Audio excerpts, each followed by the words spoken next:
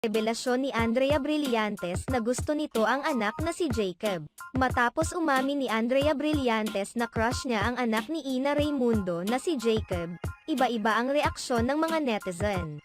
Nahusgahan si Andrea na di umano ay siya pa ang nag-aalay ng sarili sa lalaki. Ayon kay Andrea, masyado siyang hinusgahan dahil lang sa simpleng vlog na iyon na katuwaan lang. Sabi ni Andrea, kung talagang gusto niya, nag-reply na lang sana siya sa message. Pero malinaw na hinahangaan ni Andrea Brillantes ang anak ni Ina Raymundo na si Jacob. Narito na ang hinihintay ng mga netizens dahil nag-react na ang magandang ina ni Jacob sa isyong ito. Mula sa post ni Giselle Sanchez, sinabi ni Giselle, "Attention Andrea Brillantes, kindly read my column in Manila Bulletin." Mukhang pinapakita ni Giselle na nag-react na si Ina sa pahayag ni Andrea. Ani Ina, I like